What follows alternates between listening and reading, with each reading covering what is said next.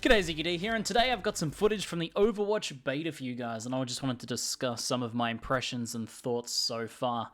I am currently out travelling. I'm going to PAX Australia, and then followed by Blizzcon, so I won't be home for a while, so I can't get on my proper computer at home and record some really good footage for you guys, and also the internet connection where I've been travelling is a little unstable, so I've only been able to play a couple of matches and not really get the match commentaries that I want to do, but I still wanted to share some thoughts on the beta with you guys, since I did get in and not many of you guys got in. I know there's been a it's one of, we're seeing this time and time again from Blizzard, this very restricted beta right at the initial start here, and it can be quite frustrating, so I want to bring you guys whatever thoughts and footage I can manage to record for you. So I'm playing from Australia on a tiny 14-inch Razer Blade laptop, and I'm pretty happy to say that the game runs incredibly well when I'm not lagging out. So sometimes the internet connection here is a bit unstable, and matches will just kind of seize up and I'll eventually drop out. But when I do get a good connection to a match, it's playing very nicely, and I'm playing with 250 milliseconds ping, but it feels very good. I'm very surprised that a shooter can feel so good on such a high latency. So that's worked out pretty nicely, and despite the fact that I'm also playing on a tiny little laptop, the game's running quite smoothly on medium to low settings, so it seems like the game is going to have pretty good scalability even for people playing on smaller gaming laptops. So I've played quite a bit of Overwatch already. I did play some at BlizzCon and also at Blizzard HQ when I went there for a recent kind of streamer trip, and I already kind of knew that the game was going to be really fun, right? From those times playing it, I felt like the characters were super smooth to control. The combat was kind of fast-paced, but still managed to be tactical with all of the different hero abilities and how they come together and things like that. But my main concern that I sort of took away from these multiple times playing the game was that it wasn't really going to have quite enough casual appeal, that it was going to be too reliant on extensive knowledge of the meta. There's going to be a lot of hero switching is a thing that happens in matches. It's quite important to recognize your opponent's team composition, your team composition, depending on what you're doing, depending on where you are in the map, and then change your hero choices accordingly. It's not really the sort of game where you just jump in and try to get some kill streaks. Now, that said, I'm happy to say that I might have been wrong in that initial assessment, that it wouldn't have that much casual appeal, not having team deathmatch and being very knowledge extensive. I think it's definitely going to have that aspect of the gameplay for people that do want to really get in and learn different compositions and counters and plays for different parts of the map, but it also looks like they're working on the casual appeal side of the game. Now, obviously, this might sound like pretty crazy if you've just kind of been watching some footage and looking at, like the bright and colorful, cheery graphics and everything, and think that, oh, this game's going to be pretty casual friendly, right? That's what Blizzard typically does.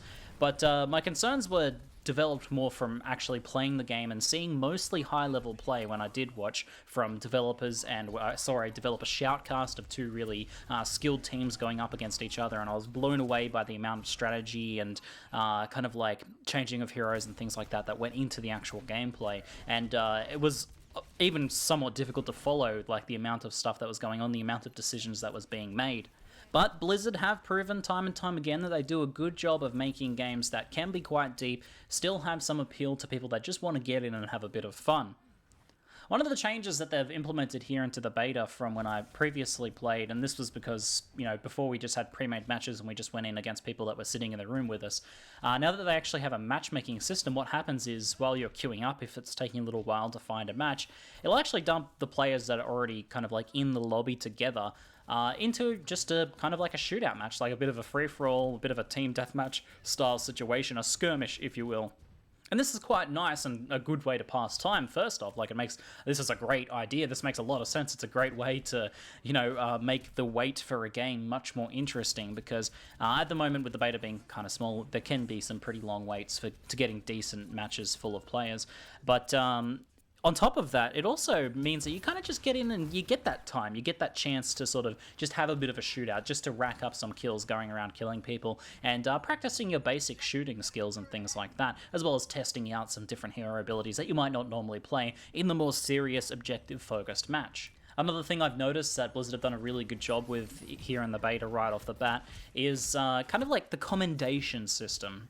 rather than having like a scoreboard of kills and assists and things like that, yeah, this stuff's all kind of tracked behind the scenes, and this can be a good and a bad thing. Like having a lot of data and stats on your play and things like that is nice, but you still get a decent amount of that. Like at the end of the match, you still get stats for each of your different skills and the different things that your hero typically does, like your role kind of stats, and it measures, it creates an average for your account with that character, and you get to kind of improve on your average match after match. So you still do get to track your stats in the sense of trying to improve as a player.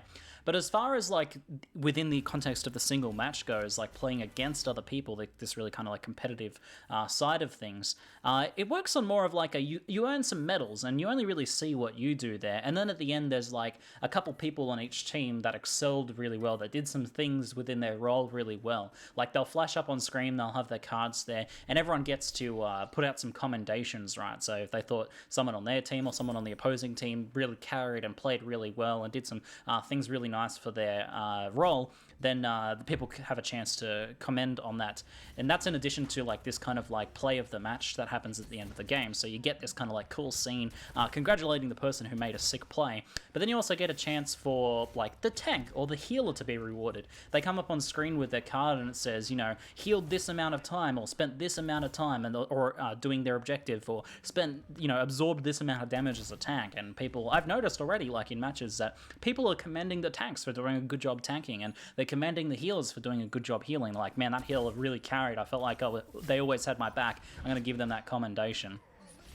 It seems like a rather little thing, but I think both of these things combine together, this kind of like the absence of a regular scoreboard, and since they're trying to move away from, you know, this isn't a game just about getting kills. Kills are a mean to an end, right? To get objectives, to you know, to push the payload forwards, or to secure some, to secure an area, to secure checkpoint A or whatever. Kills aren't, you know, the end game, or getting those headshots aren't the end game. So, you know, rather than tracking those and providing commendations based on their roles, a little more of a MOBA-like thing, I find that really kind of like makes it I feel like a more rewarding, friendly experience. So it's a bit too early to say for sure, but I'm starting to think now that my concerns that the game might not have enough casual appeal, that it might just be something that people that want to be really competitive get into.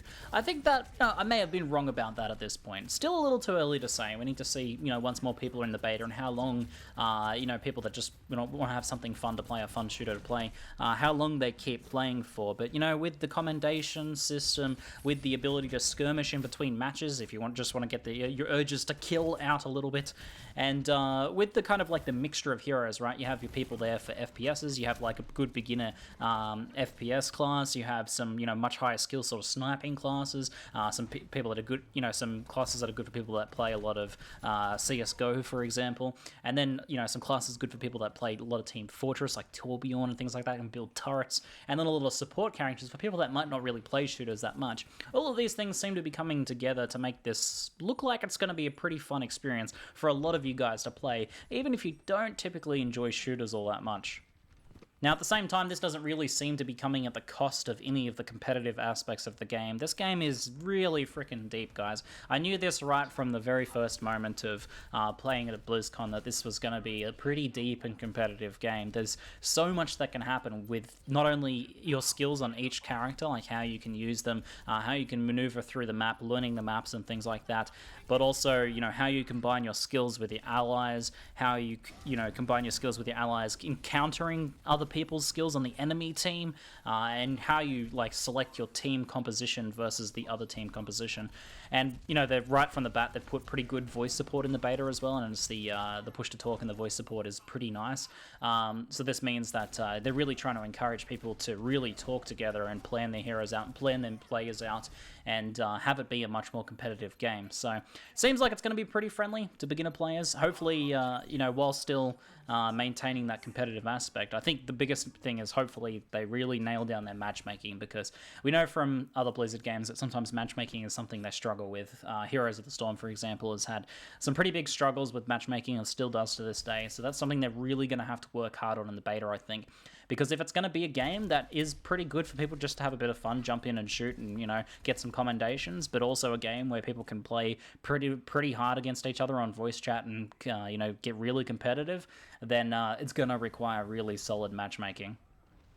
But guys, I'm having fun so far. Let me know if you're keen to see some commentaries of heroes. Of course you guys are. I'll try and record some as soon as the, as soon as I have some nice stable internet and can jump in and record some matches with the different heroes and show them off. It's not really the sort of game where you would play a whole match as a hero. Like in Overwatch, you're typically going to, you're typically going to swap between heroes as the match requires. But I think it's still interesting to potentially record a whole match as one hero to sort of show off the gameplay of that hero in different situations. So I might be able to do some of that for you guys. Anyway, that's just some of my initial ramblings and thoughts about Overwatch until I can record some better videos for you guys. This'll have to suffice. Anyway, that's it for now. I'm ZiggyD. Thanks for watching. Justice reigns from above.